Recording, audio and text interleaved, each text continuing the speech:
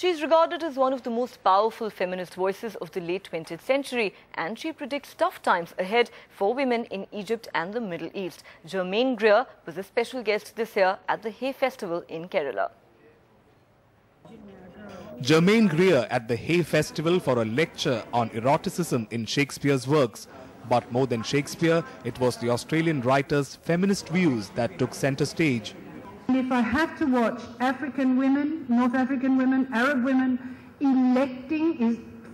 choosing an Islamic republic because it is the answer, then I'm also going to have to watch those women negotiate the problems that will be presented when they adopt Islamic systems. I think we are in grave danger.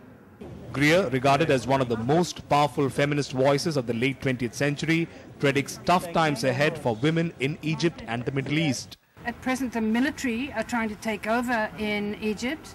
That just means that the Tahrir Square will fill up again and people will be probably beaten and harassed again. But already in Tahrir Square, the feminists who were there were subject to abuse and insult. It will be hard, very, very hard for the women.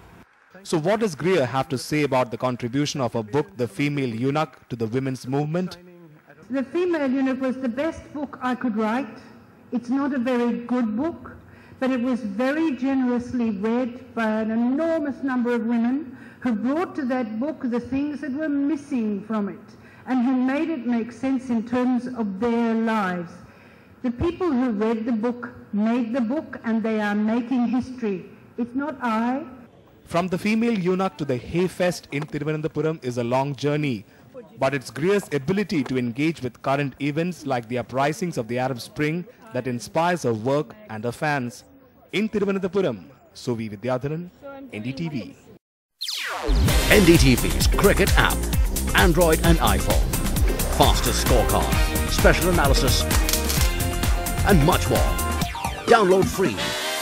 ndtv.com/apps.